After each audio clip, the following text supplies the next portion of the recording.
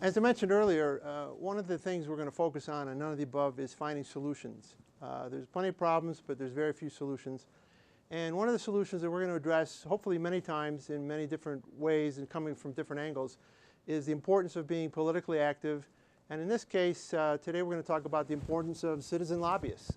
A lot of people sit back in their comfy couches and they watch the issues and they yell at the TV, but they don't engage. And there's plenty of issues certainly to engage on, one of which we're going to talk about today is the immigration issue. And our guest today is Warren Klug. He is, well, I like saying this about people, someone who needs no introduction. But certainly Warren comes from one of the most iconic families in all of Aspen. And Warren, if you're like me, you go through life being introduced as Chris's dad, yes. Hillary's dad, Jim's dad, Kathy's husband, right? But in his own right, Warren is a very prominent around town and probably best known for his role as the general manager of the Aspen Square Condominium Hotel. And you can't miss it because it's one of the best locations in town. So I don't know if you found the location, but someone did a great job there. But for today, it's a different hat you're wearing. Today you're wearing a hat as the Chairman Emeritus of the Aspen Chamber Resort Association. Mm-hmm. Is that correct? I always want to say Chamber of Commerce. Do we have a Chamber of Commerce in Aspen? Well, the Resort Association is it. It is the Chamber yes. of Commerce, all right. And really, we are the only business-oriented organization, only business advocacy organization in town that's formalized. We, as the Chamber and Resort Association, we do function in terms of normal Chamber of Commerce activities, but a whole lot more too, because as a resort community, we're concerned with marketing and sales and service to our customers and helping them enjoy a great experience here. The Chamber gets involved in helping or sponsoring even special events like Winter School coming up in January, 4th of July. Chamber plays a big role in the Food and Wine event in June. So it's a Chamber of Commerce, but a whole lot more than that. And we're going to talk about lobbying today. A lot of Chamber of Commerces tie into the United States Chamber of Commerce for lobbying. Do you tie into them for political issues or lobbying? Well, we have in the past, but in fact at this point, and a decision made a couple of years ago when I was the chairman of the board of the Chamber, we withdrew from the U.S. Chamber of Commerce. While many of our interests would coincide with the U.S. Chamber, particularly in the area of climate control and the environmental issues that are important to Aspen, we found that we were very much in different directions. Some of you may remember the commercials that were on television over the past years showing a family freezing in their living room and the headline sponsored by the U.S. Chamber, something about, you know, if we don't leave the coal producers alone, this is where we're going to be. I mean, things that, positions taken by the Chamber that were just absolutely in opposition to what we feel to be important in Aspen. So actually we resigned, and the world did not come to an end. The U.S. Chamber did not fold. Our $900 a year dues did not put them under. But we felt it was important to take a stand. So on immigration, I will say, which of course is our issue today, our interests do coincide. And we've been in there shoulder to shoulder with the U.S. Chamber as well. So before the immigration issue came on the screen, had you done lobbying before, either personally or as an association in conjunction with the Chamber or outside the Chamber, or was this your first foray into we've done some things and made our opinions known through the Chamber, and particularly, for example, in the area I mentioned of the environment and concerns with what's going on in that arena. But I would say the immigration issue has been one that encouraged much more involvement on the part of the Chamber and its members than anything I can think of in recent years. Now, locally, we're very much involved in efforts that I'm not sure I would call lobbying as much as I would just say making sure that the business community interests are heard, whether it's the issue like the Lift 1A hotel project that seemed to be under discussion for years. We certainly made our opinions known. The issue of how do we get more lodging in the community, which is a big deal for this town, as we've seen our lodging base continue to shrink over the years. So those kinds of local issues we very much have been involved through our Chamber committees. But on the national stage, I would say I'm hard-pressed to think of where we've been as involved as we are in immigration right now. Okay, so let's get to immigration. You had kind of a notion of lobbying, and you had a presence more municipal-based, but all of a sudden there's a national issue. So how does this national issue surface within your organization, and then how do you decide to go about stepping up and getting involved? Well, the first thing I think is to recognize that there are good reasons for us as individuals, as a chamber organization, those of us in business, there are good reasons to be concerned with the immigration issue. One issue simply is that we have 11 million undocumented people in this country working, and they're working because they're important to their employers. And you have to think that in a state like Colorado, an awful lot of those 11 million people are living and working right here, even in our own community, but certainly throughout the state. I would say my concern and my interest in getting involved in the immigration issue is twofold. Number one, I'm a person who cares about people. I'm a person of faith, and the Lord that I worship says you got to care about everybody, not just the people who look and talk like you, but everybody. And so that's a big issue to me. And clearly, we're dealing with 11 million people who are in a tough spot. How do we deal with them positively? That's one issue. And then the other issue, which I think is extremely important for us, right down here on the local level, as well as a national issue, is it a business issue? We need the employees that we need. And you just look around in a community like Aspen, other mountain resorts, agriculture throughout the state, who's doing the hard work that needs to be done, whether it's housekeepers or kitchen crews or agriculture workers. An awful lot of them do not speak English, or English is their second language. These are immigrants who've come here to work. They're employed because, on the one hand, they want to work, and on the other hand, employers need them. And so I see those two issues, or those two reasons to be involved in the immigration issue. We care about people and treating them in an appropriate, humane way. At the same time, this is very much a business issue. Business needs the people they need.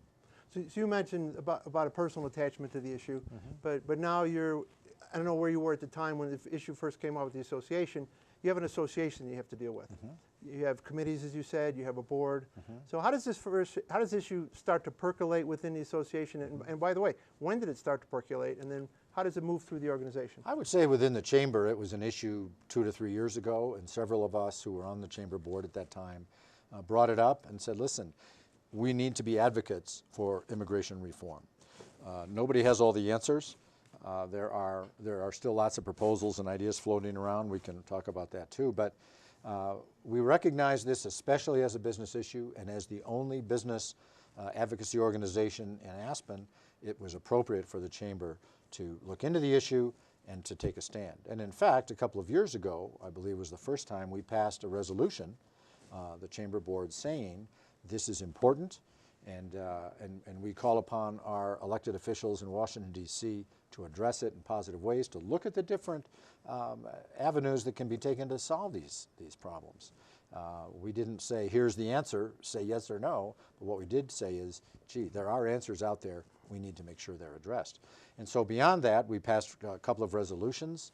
I, in fact, had an opportunity to visit Washington, D.C. a couple of times about 2 years ago, and present our concerns, not only to the U.S. Chamber of Commerce, by the way, and enlist their help, but also with our elected leaders, senators and congressmen in Washington. And I've had a chance since a couple of years ago to visit several times back in D.C. and again let our opinions be known. So let's take a step back. So you bring this issue, or someone brings the issue to the association, and now you've passed a resolution and you're going to move ahead. Right. How did you design your lobbying effort? How did you appoint someone, and perhaps it was you, to be the head of the effort? How did you define your issues that you were going to approach? And then what were your initial steps in deciding who to reach out to and how to get that done? Well, I sort of ended up being kind of the de facto leader of the crowd, so to speak, but there were others too, especially others in the lodging business here in town who jumped right in, because these are our employees we're talking about, people who are working for us, that we want to make sure are treated fairly and can continue to work for us, of course. So I kind of got the ball rolling with different organizations back east and an opportunity to lobby. My first foray into that was perhaps, I guess, about 3 years ago with the American Hotel Lodging Association. They have an annual April fly-in event where they have people from hotels all over the country come in and meet with their elected leaders with a specific 1, 2, or 3 point agenda and present our concerns and our issues. And that was my first lobbying opportunity, kind of orchestrated by someone else, but I was there to do it. And it was an eye-opener. One eye-opening fact is it seems like our federal government's run by 24-year-olds, and you've seen that yourself, I know. Everybody in Congress, all the employees and aides and everybody else, look like they're about 16, but they're really 24.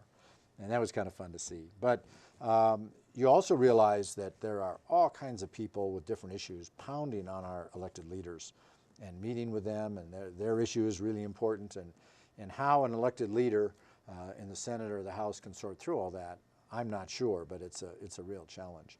How does our issue get to rise to the top on their priority list where they really will pay attention, really will listen to people, and consider the right kind of direction? That's a real challenge, it seems to me. And by the way, that's a very important point.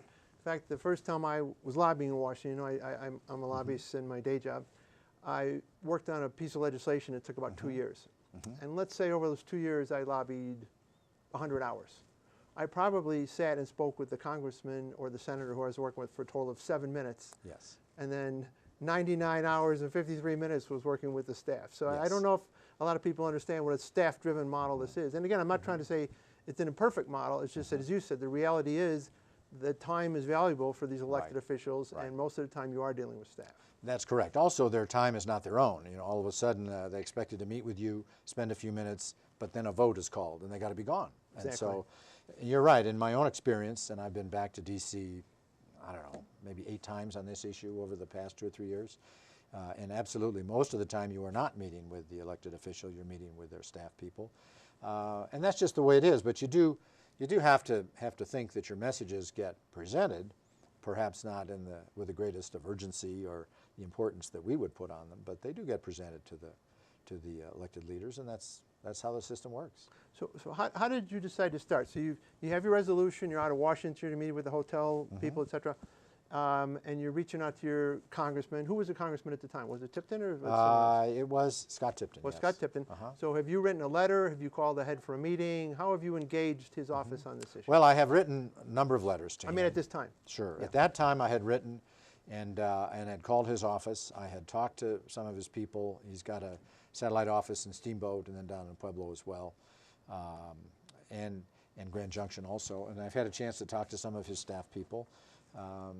But I would say my first foray into the D.C. arena, it was all set up by the Hotel Association. Okay. And then I learned how to do it, and then we got into that. And I think that's important because a lot of people is. feel as though there's a congressman out there somewhere, but they don't know how to approach them or write the letter. But in your experience was you went through a conduit because you felt there was my first time. The first That's time you went correct. through that. And that was very helpful, and you learn how to do it. And in fact, as part of that program, before we had our Capitol Hill meetings, the Hotel Association had a whole program about lobbying, how to do it, what works, what you don't want to do, and that sort of thing. And that was how. And one of the things they mentioned is don't be offended if you're not really meeting with your congressman. It's instead you're meeting with an aide who we hope keeps notes and passes them on. So you're out to Washington, you have these meetings, you come back, and what's next then? Where do you decide to go, and how do you keep this lobbying thing moving? Well, I felt it was important to continue to follow up by email and by letters to our congressman. As it happens, on the immigration issue, our own Michael Bennet, our own senator here in Colorado, played a major role in writing the legislation that came out of the Senate, and his staff people were very, very much involved in all of that. And I've developed some friendships and good contacts with them, and it's been very helpful. So you reached out to Congressman Tipton, and you reached out to Senator Bennet, and those are your primary focuses in terms of lobbying?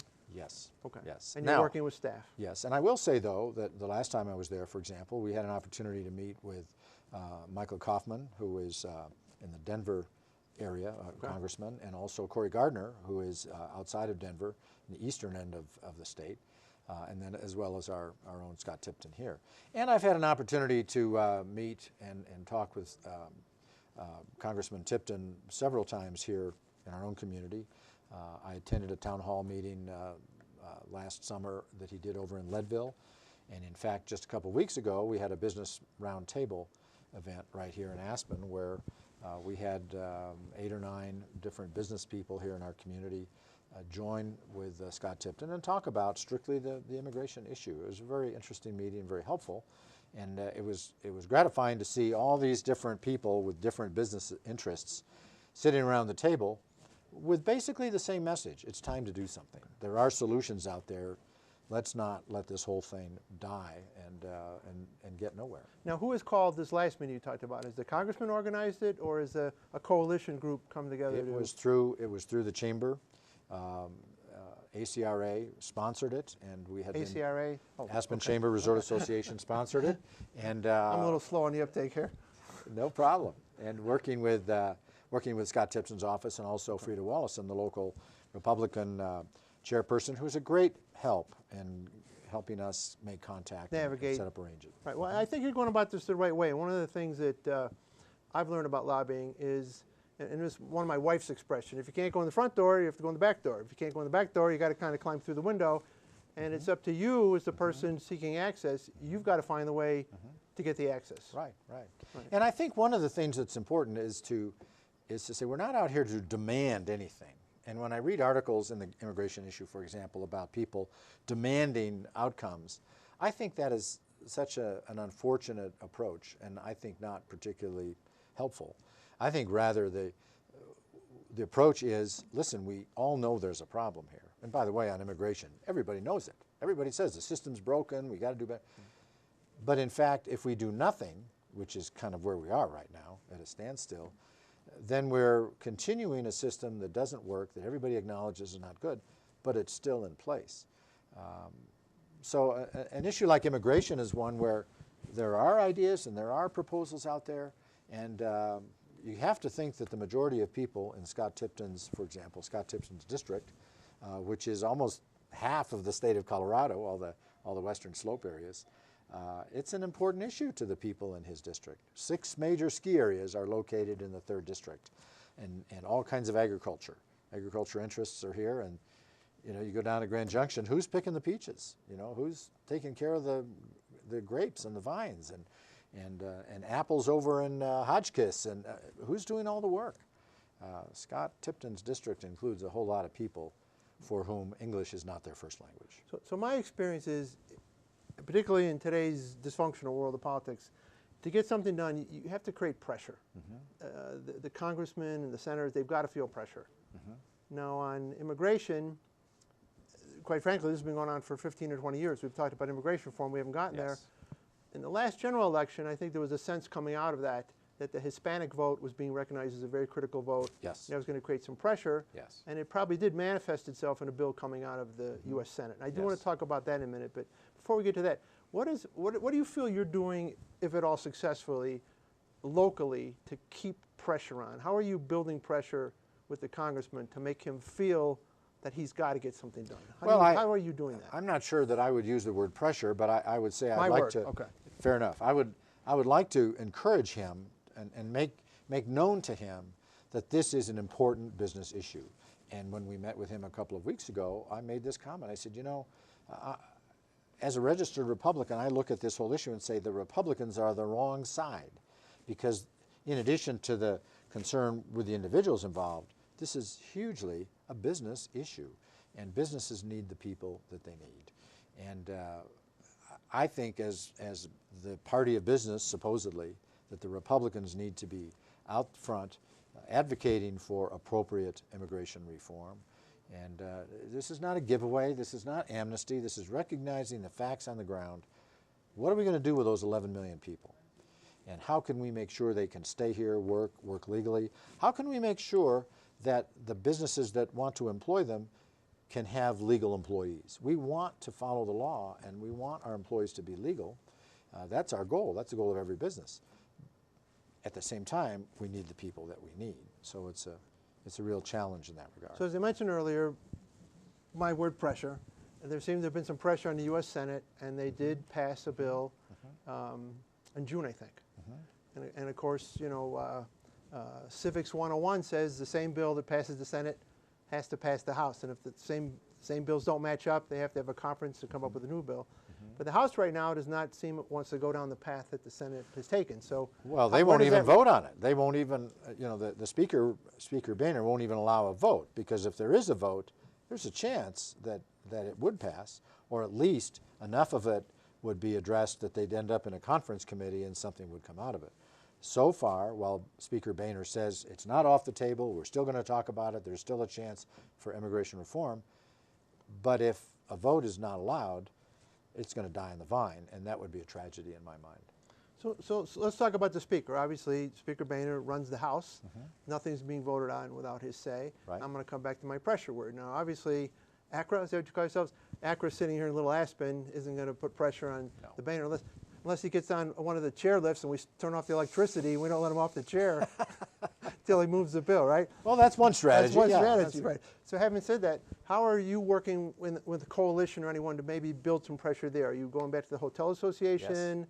Where are you? What are you doing to build that lobbying effort and that pressure? The Hotel Association continues to be an important lobby interest in this issue, because so many hotel and hospitality industry employees are affected by what comes out of the legislation.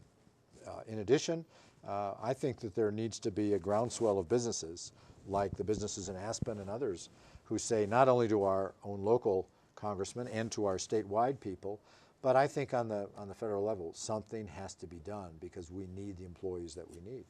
And when you read stories, and these happen in Colorado as well as other states, you read stories of a guy, a farmer in Fort Collins, whose vegetable crop, he can only pick half of it because the rest of it, he doesn't have the employees, he can't get the people. He's trying to do things legally, can't get the employees, half his crops are rotting in the field. It happened to and there was a big story last year about a corn farmer in Olathe, right here on the western slope, who tried to hire local people, tried to do it right, and ended up, he could not harvest all of his crop. I talked to a lady who was involved in the peach orchard business in Grand Junction. This is, you know, hour and a half, 2 hours away from us. And talking about a farmer that could not harvest his peaches with legal help, and he had no choices. Now, one of the topics we're going to work on again on None of the Above is how to use this amazing tool called the internet to get people engaged in government, to lobby, et cetera. Do you have a Facebook page? Do you tweet? What do you do, if anything, to communicate and again, build this coalition you need? Well, you know, I haven't gotten involved in that, and although I do send my share I highly recommend it then. Well, then I would appreciate the input on that. Sure. One of my concerns, though, is that a congressman gets so much communication that way, that how does any of it rise to the top? And that's just a question I would ask you, because, I mean, how many emails and tweets and so forth do you think these guys get? I think they get mountains of it. And how does any of it really end up making an impression and making a difference? Well, I don't know the answer to that, but I do know if you don't try and you don't create this volume and you don't create this pressure, then you won't get what you want. Well, that's a good point. So I think it's going back to getting in the front door and the side door and the window, you have to keep all these avenues open. And if your group and the groups you're working with, your coalition, has not yet investigated how to maximize the internet, I think that's probably your next step here. That probably is something that we should take a good hard look at, no question. Warren, this is terrific. It's been my pleasure. You are Stephen, my thank you. First guest, my best guest ever. This will be the best interview ever on None of the Above.